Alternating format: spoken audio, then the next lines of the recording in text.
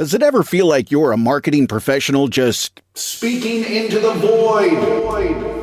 But with LinkedIn ads, you can know you're reaching the right decision makers, a network of 130 million of them, in fact. You can even target buyers by job title, industry, company, seniority, skills, and did I say job title? See how you can avoid the void and reach the right buyers with LinkedIn ads. Spend $250 on your first campaign and get a free $250 credit for the next one. Get started at linkedin.com/campaign. Terms and conditions apply. Vitamin Water Zero Sugar has great taste, zero BS, and obviously zero sugar. For those with zero room in their calendar, zero patience for slow walkers, those who get 0 hours of sleep on a Saturday night, have zero filter, zero given, and zero interest in grabbing a plain, boring water. Grab a delicious Vitamin Water Zero Sugar today. Olá, Roberta, Luciano, tudo bem? Conheci vocês lá no canal do YouTube e, poxa, resolvi contar uma história que não é bem minha, sabe? Quem sempre me conta essas coisas é a minha tia-avó Alice.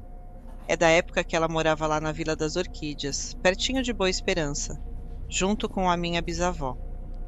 Ela sempre conta que num dia que estava bem quente, a minha avó tinha deixado umas 2 cadeiras de vime lá na sala, encostadinhas uma na outra.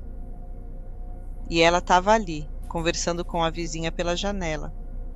Aí, do nada, as cadeiras começaram a deslizar pelo chão de terra batida, rodopiando.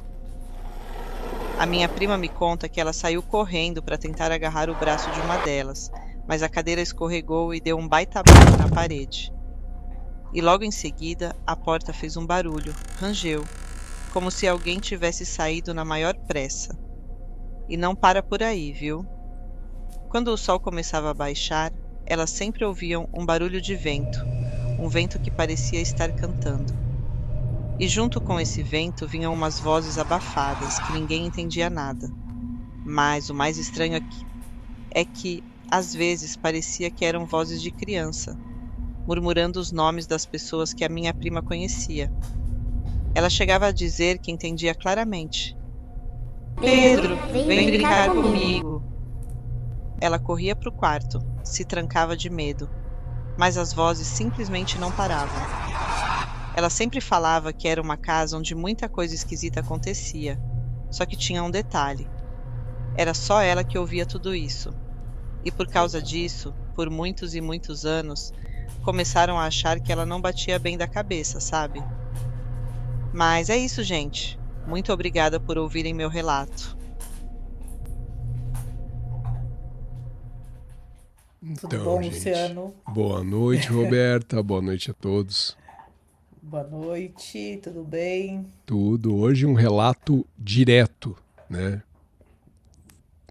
Direto e reto. E sem conclusão, né? Nunca tem conclusão, né? Porque acho que não é essa a ideia também. Mas sempre, assim, a maioria dos relatos que a gente ouve aqui ou discute não tem um... Depois a gente descobriu que tal pessoa morreu ali. Alguns têm isso, né? Mas a maioria não, né? E esse, né, especificamente, até pelo fim dele, esse me trouxe 2 reflexões, assim, importantes, né? Do meu ponto de vista. Primeiro, de novo, a oralidade. As mulheres sempre passando as histórias, as mulheres mais velhas carregando as histórias da família, isso sendo levado por gerações, né? A gente vê uma recorrência nisso, né? De mulheres mais velhas, né? Aquela figura ancestral mesmo, carregando todo o DNA histórico, né? E folclórico da família cultural. E a outra coisa que ninguém acreditava nela, né?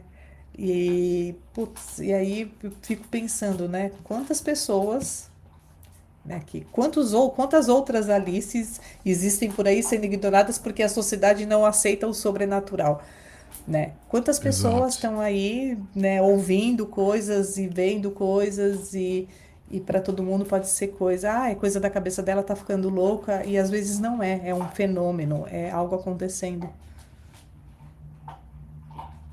Você foi, assim, num lado social disso muito forte, né? E por mais que em alguns Que acho que é momentos... importante fazer essa discussão também, né? A gente fala muito de relatos e tudo mais, mas acho que a ideia aqui, nossa, do nosso bate-papo é trazer um pouco também, né? Do que acontece no mundo, não só do sobrenatural, do que a gente não vê, né? Do que a gente só. Ou às vezes a gente até vê, mas do que a gente não consegue tangibilizar. Mas assim, quando a gente traz para o mundo real, como que isso é visto, né? É. E nisso que você está trazendo é muito aspecto, né? Se por hora a gente consegue tratar isso pela perspectiva do sobrenatural, né? As coisas que acontecem e que pelo fato de serem a princípio não explicáveis, e as pessoas que percebem esse lado que vai além da naturalidade, ela percebem essas pessoas como loucas, como fora da casinha, fora da caixinha, né, destrambelhadas e qualquer outro tipo de termo que seja usado, pura e simplesmente por não se ter o como explicar algo. E eu falo simplesmente porque não quer dizer que você não consiga explicar que aquilo não exista. Talvez um exemplo que eu já tenha dado anteriormente, né? Para uma criança que é pega chorando por conta de ter quebrado uma peça do seu brinquedo, isso sendo levado a algo sem importância pelo adulto, é porque ele não se colocou no papel daquela criança, que para aquela criança aquele brinquedo era importante, né? Para a idade dela, aquele objeto tinha importância. Já em outros aspectos, quando a gente não se coloca no papel do outro, a gente tende a colocá-lo, quando a gente não entende, numa porção do desconhecido, do estranho. Logo, eu não explico, logo aquela pessoa tá doida, tá maluca, né? Eu fiz toda essa volta para pensar também nos aspectos da loucura, que já foi tema de outros pontos de vista nosso aqui, e até com os Ocas também, né? Dessa questão que a Roberta já comentou em um determinado momento, da loucura. O quanto a loucura é uma forma de não compreender o como o outro enxerga o mundo, né? E não a loucura dele mesmo, né? Então eu acho que o teu ponto de vista aí também, novamente, colabora muito com isso, né? Não é porque eu não entendo o outro que o outro passa não é algo que deva ser levado em consideração enquanto um ponto sério, né? Quantas aflições, e aí eu não canso de citar filmes, né? Mas como um exemplo bastante imagético disso tudo, no filme Sexto Sentido, quanto aquela criança sofria por ver mortos todo o tempo, que é a frase mais conhecida do filme. E quantas outras pessoas em filmes de espiritismo, eu não vou lembrar o nome da figura, não é o Chico Xavier, é um outro, Divaldo. No filme eles relatam, né, que ele foi ensinado a não dizer que via para não ser categorizado de louco, e para ele era uma coisa do dia a dia dele normal, né? Então cabe aí essa reflexão bastante importante de uma visão de sociedade, o quanto espero e acredito que hoje seja menor esse percentual de pessoas que não conseguem encontrar voz para suas possíveis aflições e que estejam vinculadas ao paranormal e sobrenatural também, né? Mas aí eu proponho para você, Roberta, a gente entrar, depois dessa reflexão social aqui, entrar nos aspectos dos detalhes aqui, apesar de ser um relato, e aqui trazendo para todo mundo que é um relato bastante enxuto, porque a gente resumiu ele, tem outros detalhes que vieram juntos que a gente resolveu acabar abordando aqui com os nossos comentários, né? Mas a gente entrar aqui já nos aspectos do que acontece, muito concentrado, relato muito objetivo, mas repleto de detalhes, né? Repleto de situações que envolvem ali desde a movimentação da cadeira, o local que ocorre. E aí queria passar para você, né, Roberta, para você iniciar aí teus comentários. Então, eu acho que tem algumas coisas. Eu me apeguei às questões bem simbólicas, assim, e do ponto de vista de símbolo mesmo, o que que isso representa, né? Aham. Cadeiras, né? Cara, tem tantos objetos, por que as cadeiras, né? É. Ou é a minha vizinha, né? Que acho que assim, em algum episódio nosso, alguém já deve ter ouvido a vizinha arrastar os móveis aqui em cima. Por que as cadeiras, né? E, por que que acontece aquela dança das cadeiras? É que eu nunca tinha visto nenhum relato com esse jogo de cadeiras. Eu não sei se você já tinha ouvido alguma coisa, Luciano. E isso me lembra coisas muito esquisitas. Acho que foi aqui, né? Inclusive no relato dos ouvintes, que tinha um episódio que o pessoal via caindo pedrinhas no, É. no telhado. Caíam pedras, que assim, que é outra coisa também que eu nunca tinha visto, né? Então, qual o símbolo da cadeira? Não sei, né? Será que por serem cadeiras estava querendo passar alguma mensagem? Porque sempre ao entardecer, então isso aí tem uma explicação, né? Ao entardecer é que as almas começam a se manifestar e tudo mais. Aham. E a coisa do vento, né? O vento cantando, né? E É. aí tem também todo, né? Os ventos trazem notícias de outros mundos, né? E sei lá, eu achei pesado para ninguém acreditar, né? E principalmente e a coisa das cadeiras mesmo, que é né, poltergeist, né? Isso. Está se manifestando ali. Como você conta isso para alguém, né? Fala assim, eu tava ali na janela conversando com a vizinha, de repente as cadeiras começaram a dançar ali e tal, não sei o quê. É. Fui lá, segurei uma, beleza, não ficou, né? É difícil contar isso e alguém acreditar, né? É tipo falar que o Lampião se transformava num pé de pimenta, Também, exatamente. Fica né? Que é muito o que eu... mais. Fica muito mais no mundo do folclore, né? O mundo da mística do negócio do que em um relato de uma experiência real mesmo, né? Verdade? Mas tem algo carregado ali, né? A gente sente, né, que tem alguma coisa, né, alguém querendo se comunicar. E Isso fica muito forte. essa contextualização do ambiente, né? Que nos detalhes que a gente recebeu são um pouco mais ricos, os detalhes do que foram para o áudio, né? Mas enfim, tem essa contextualização do momento, né? Do calor, da luz, do momento do dia. E, ou seja, parece que o ambiente se transforma quando esses fenômenos ocorrem, né?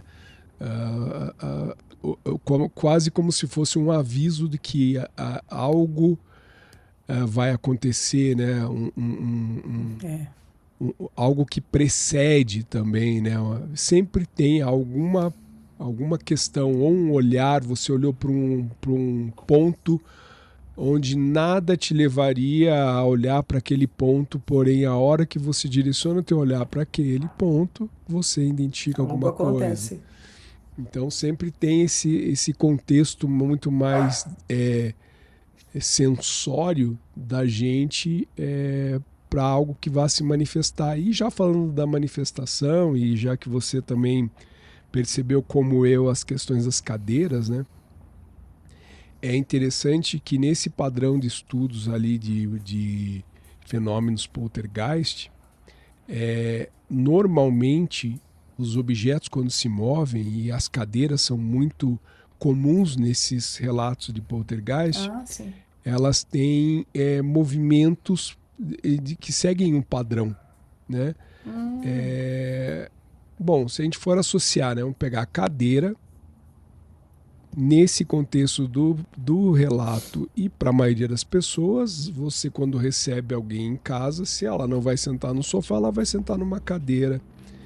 Então seriam esses fantasmas, essas almas que estavam ali naquela casa, foram convidadas ou se sentiram à vontade para sentar naquelas cadeiras, né? Ou vou me manifestar através de através de um objeto que entenda-se que tem alguém aqui, né? Ou seja, uma cadeira poderia ser um cinzeiro, poderia ser um livro, Ah, não, a Nossa, você cadeira me que lembrou de recebe uma alguém. coisa. E Diga. desculpa eu te interromper, Não, mas eu não, vou não. te interromper porque eu lembrei de algo que num dos nossos, não rituais, né, das nossas festas judaicas comemoradas, que é o Pessa, tem uma série, né, de preceitos que a gente vai fazendo ao longo da noite, e um deles é abrir a porta para o profeta Elias. Então, o que que é feito? A gente deixa uma cadeira, Uhum. a gente separa, né, no Pessa, uma cadeira para o profeta Elias. A gente abre a porta, a gente para, né, num determinado momento, na leitura da Torá, a gente abre a porta para o profeta Elias, ele entra, né, senta, e a gente ainda deixa uma taça de vinho, mas tem o simbolismo da cadeira. A gente obrigatoriamente tem que deixar uma cadeira para o profeta Elias. Olha só, é perfeita a tua colocação, quer dizer, simbolicamente é como se eu já estivesse aguardando alguém para sentar ali. E a cadeira ali, então, nesse relato também pode ter esse simbolismo, né? Ela, ela estava apta a receber alguém, no caso, talvez esse espírito ou esses espíritos, essas almas, né? Então, nessa visão do poltergeist é muito isso, esses padrões de movimentação. Às vezes está associado também se a gente for pensar em manifestações como espíritos brincalhões, né? Querendo girar as cadeiras, movimentar para dizer, olha, estou aqui. Mas também tem logo em seguida o movimento da sensação de ter alguém indo para a porta da casa, né? Faz o movimento, tenta se barrar a uma das cadeiras e ela escapa e vai em direção da porta como se alguém tivesse saindo dali, né? Se deslocando daquele lugar, né? Então seria a questão ali de ter passado, aí fica uma pergunta para todo mundo, né? Teria sido então esse o recado, né? Estive aqui, queria que vocês soubessem que eu estive aqui e estou saindo em direção à porta, né? Aí alguns céticos podem até perguntar, mas por que um espírito, uma alma se dirigiria à porta sendo o espírito que não tem matéria, né? Ou naquele momento não estava vinculado à matéria? Talvez aí seja uma questão muito mais novamente simbólica, né? Assim como a cadeira é simbólica, a porta é um símbolo de entrada e de saída, né? Então eu estive aqui presente, sentado Separação numa de cadeira, mundos, né? E estou saindo, né? Então fora a percepção que muitas vezes se tem de que espíritos e almas em determinado momento do seu desencarne, não tendo a compreensão de que esse desencarne ocorreu, ele ainda age como se estivesse entre nós, ou seja, até se dirigindo talvez para uma porta, né, para algo assim. Então também tem esse ponto, né? E tem o vento, né? A questão do vento também esse é bem presente também, né? E a gente às vezes ouve, né? Aqui direto, né? Tá ventando, venta bastante. Você ouve aquele cantar do vento, né? Que eu morro de medo. E Parece aí é uma fácil alma, né? você confundir, né?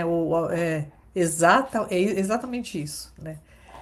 Só que ela fala que ela ouve crianças, né? É como se as crianças estivessem brincando e ainda chamassem, Pedro, vem brincar comigo. Então, tem uma diferença muito grande do né? E do Pedro, vem brincar comigo. E sabe que uma das expressões uma palavra que gerou a palavra alma é pneuma, que é o respiro. Sim. O respiro primordial. Então a alma como um sopro divino dentro dos corpos humanos, inflando esses corpos de vida.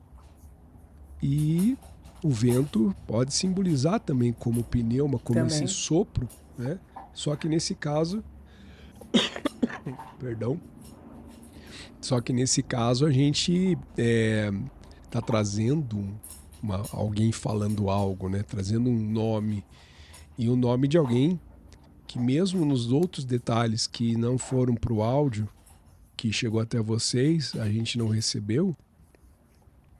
E sempre fica aquilo que a Roberta falou, algo inconclusivo, né? O que torna rico a possibilidade de a gente poder imaginar a quais outros horizontes poderiam chegar essas histórias, é quanto a quem era a figura desse nome, né? Pedro, né? Quem era Pedro para a história dessas mulheres, para a história dessa família, né? Para ouvir e entender, e aqui também entra aquele outro aspecto, né? Então, enquanto para alguns fenômenos poltergeist a manifestação se dá através de movimentação de objetos, marcas no corpo, aqui já se entra numa outra característica provavelmente vinculada a uma mediunidade, se é que a gente pode chamar assim, porque ela ouviu, né, uma voz trazendo algum detalhe, trazendo um nome e trazendo "vem brincar comigo". E falando de brincadeira, provavelmente seja uma criança, e eu acho que no inconsciente coletivo de nós, talvez a figura de uma criança enquanto alma, enquanto assombração, seja das mais tenebrosas, né? Porque Super. você... É a mesma coisa que o palhaço, a mesma coisa que a criança, né? Que simbolizam algo gentil, doce, encantador e ao mesmo tempo Só que não, né? assombrando, né? Tá trazendo um susto ali na tua vida. E a gente tem um relato que eu acho que essa é a segunda, terceira vez em outros relatos que a gente traz isso também, que é a da uma das nossas ouvintes, ou especificamente ouvintes do relato dos ouvintes, né, dos Ocas, trazendo uma voz vinda de dentro de um armário, de um guarda-roupa, falando algo muito parecido com isso também, né? Chamando para brincar. Então, imagine o quanto assustador é isso. E aí eu só vou voltar a um assunto que a Roberta trouxe. Agora imagine você, ouvinte, tendo essa frase chegando a você, você acuado, com medo, sem ter coragem de contar para ninguém, para não ser taxado de louco. Como ficar só conosco uma situação como essa? E aí tivemos a participação especial de Julieta. Então fica essa questão, né? Então, falando do vento trazendo essa frase, talvez uma mediunidade, né, ali envolvida, mas, sem dúvida nenhuma, o vento é mais ou menos como o pulmão se movimentando para fazer com que a nossa palavra saia, né, se transforme em algo audível para as pessoas. Então o vento tem um simbolismo aqui bastante marcante mesmo. With a major selection of the looks your kiddos love starting at just $4 in the Walmart app, a new school year means a stylish new them. Who knew? Find skater skirts and Crocs that say, I'm casual but cool. Sparkly sneakers that say, it's my classroom, you're just learning in it.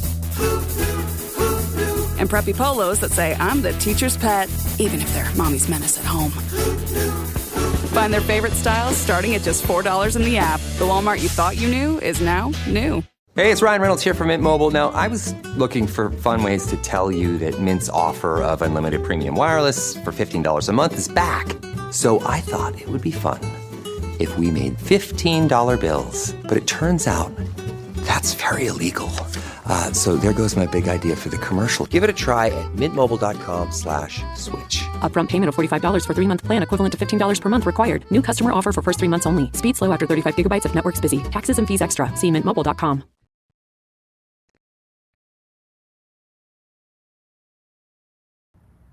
É isso.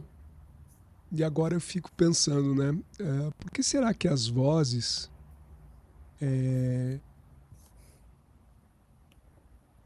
surgem com essas frases que sempre conectam com alguém ou algo que está presente nas nossas vidas? Vocês já têm, dentro dos relatos das vidas de vocês, que acho que muitos de nós têm, de ouvir vozes? Eu trago um exemplo de ter acordado uma determinada manhã E aí, pela minha idade, eu usava um rádio relógio para despertar, não existiam celulares na época. Faltou energia elétrica, o rádio relógio não despertou, mas exatamente na hora em que eu deveria acordar, vem uma voz e me diz assim: ei, psiu, acorda. E eu abro o olho. Pai amado. Então, assim, vocês já tiveram experiências com vozes falando algo para vocês? Se tiverem, tragam aqui nos comentários desse episódio, tá? O que mais que nós podemos trazer aqui? Bom, só falando ainda pelas questões do vento, né? Eu lembro que eu anotei aqui algumas questões sobre o folclore japonês também. Tem quando um espírito, e eu não vou saber pronunciar corretamente, mas deve ser algo parecido como Yurei, sempre que ele surge, ele é precedido por um vento frio e súbito. Poderia ser o mesmo que ocorreu ali na Vila das Orquídeas?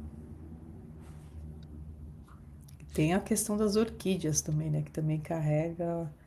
É que não tinham Simbolicamente, orquídeas nos lugares, né? É a Vila das Orquídeas, né? E de novo, né? Sempre aquela coisa meio rural, né? Que a gente fala de terra batida, o que caracteriza bastante cidades do interior brasileiro, né? Sempre, sempre, sempre. E são lugares mais silenciosos também, né? Então é muito mais fácil de você observar tudo o que está acontecendo. Aqui em São Paulo, por exemplo, é mais complicado a gente conseguir. A gente acha que sempre está ouvindo vozes porque realmente deve estar ouvindo vozes, é um gritando, é outro, né? Mas no interior, não. Essas vozes, é difícil confundir, né? É mais difícil você confundir porque você está no silêncio, você consegue perceber mais. A calmaria da vida te deixa perceber mais as coisas.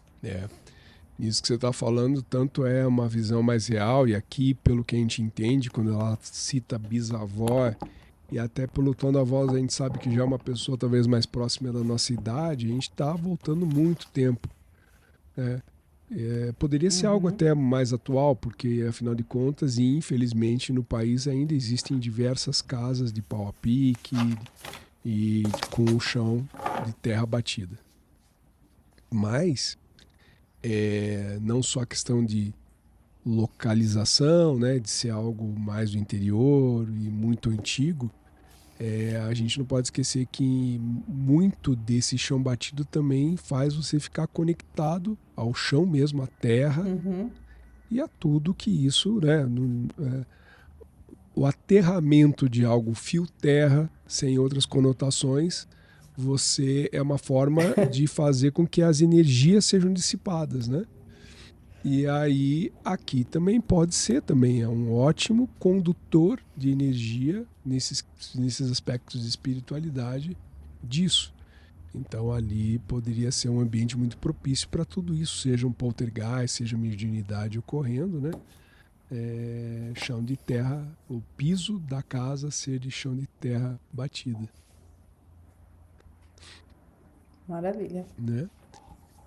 Bom, eu acho que fora assim esses aspectos que eu acho que dominam esse relato, que vão ao encontro do que a Roberta falou, de algo que a gente, mesmo que a gente esteja falando de algo muito no passado, ainda faz parte da vida de muitas pessoas, que é esse silêncio, esse